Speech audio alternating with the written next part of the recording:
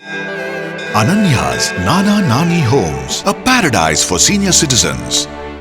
இன்று சென்னை மற்றும் பிற மாவட்டங்களில் மழையின் அளவு எவ்வளவு இருக்கும் என்பதை செயற்கைக்கோள் உதவியுடன் கூடிய கம்ப்யூட்டர் வரைபடத்தின் மூலம் விளக்குகிறார் சிறப்பு செய்தியாளர் சலீம்.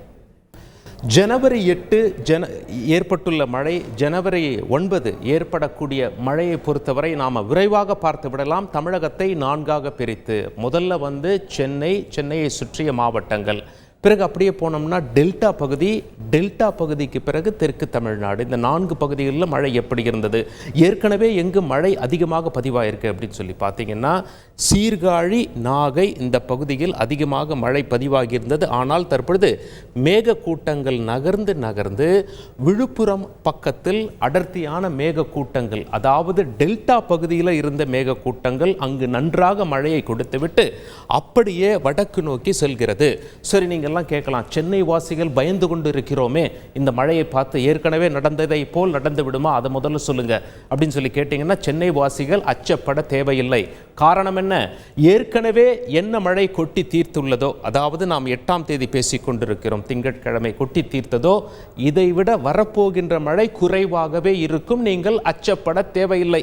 எங்கே ஆறுகளில் தண்ணி அதிகமாக ஓடுமோ, மழை வேகமாக கொட்டினா நம்ம வீடுகளில் தண்ணி வந்துடுமோ என்ற கவலை உங்களுக்கு வேண்டாம்.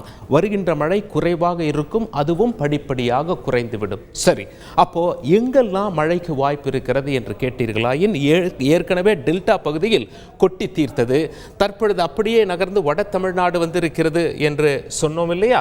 சற்றே நாம் ஜூம் செய்து பார்ப்போம். அது மட்டும் இல்லை, செயற்கைக்கோள் சுமார் 36,000 கிலோமீட்டர் தூரத்திலிருந்து பூமியை பார்த்து மேகக்கூட்டங்கள் எங்கிருந்து வந்தது, எங்கு சென்று கொண்டிருக்கிறது, எங்கு மழைக்கு வாய்ப்பு என கணித்து வைத்திருக்கிறது. இந்த மழையை பொறுத்தவரை ஐரோப்பிய சிஸ்டமான ECMWF ஓரளவு துல்லியமாக காட்டியிருக்கிறது. எனவே நாம் திங்கட்கிழமை, அதாவது இது அதிகாலை நிலவரத்தை காட்டுகிறது. இப்போ பாருங்கள், லேட்டஸ்ட் நிலவரத்தை நாம் பார்த்து விடலாம். 4 மணி நிலவரப்படி என்று பார்க்கும் பொழுது மேகக்கூட்டங்கள் இங்கே இப்படி இருக்கிறது. இங்கே பாருங்க, மேகக்கூட்டங்களை பொறுத்தவரை இந்த கலரை வச்சு நீங்கள் எளிதாக புரிந்து கொள்ளலாம். ரொம்ப அந்த பிங்க் வயலட் கலரில் இருந்தால் சேதம் அதிகமாக மழை கொட்டும் என்று அர்த்தம். இன்று மாலை நிலவரப்படி அதுபோல தமிழகத்தில் பெரிதாக நமக்கு தென்படவில்லை.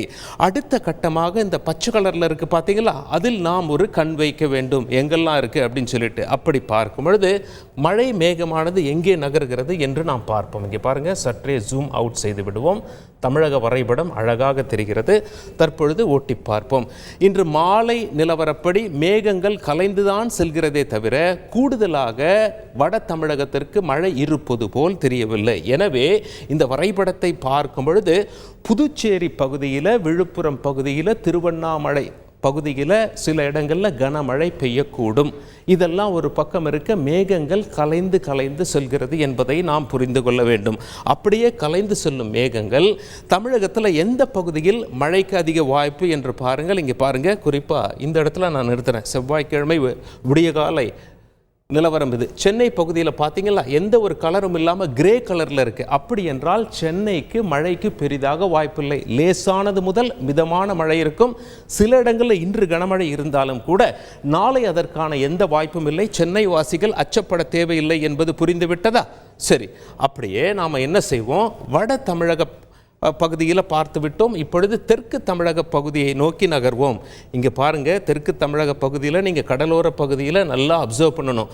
குறிப்பாக நாளை நிலவரத்தை பொறுத்தபடி இங்கே பாருங்கள், எந்தெந்த பகுதிகளில் திருநெல்வேலி, தூத்துக்குடி, ராமநாதபுரம் இந்த பகுதியில் வசிக்கக்கூடிய மக்கள், குறிப்பாக இந்த கடலோர பகுதிகளில் வசிக்கக்கூடிய மக்கள் மழையை எதிர்பார்க்க வேண்டும். கனமழைக்கு இந்த பகுதிகளில் அடுத்த 2 நாட்களுக்கு வாய்ப்பு இருக்கிறது. எனவே தான் அங்கே உள்ள மாவட்ட ஆட்சியர்கள், டிஸ்ட்ரிக்ட் கலெக்டர்ஸ் என்ன சொல்கிறாங்க, ஆறுகள் பக்கத்தில் யாரெல்லாம் தங்கியிருக்கீங்களோ கொஞ்சம் ஜாக்கிரதையாக இருங்க அப்படின்னு சொல்லி சொல்கிறாங்க. எனவே மழையை பொறுத்தவரை அடுத்த 2 நாட்களுக்கு வட தமிழகத்தை காட்டிலும் தென் தமிழகத்தில் அதிகமாக எதிர்பார்க்கப்படுகிறது. எனவே அங்குள்ள மக்கள் மிக ஜாக்கிரதையாக இருக்க வேண்டும் என்பதே நமக்கு புரிகிறது. செயற்கைக்கோள் காட்டுகிறது, வானிலை ஆய்வு மையம் தெரிவித்துள்ளது, வானிலை ஆர்வலர்களும் இதையே தெரிவிக்கின்றனர்.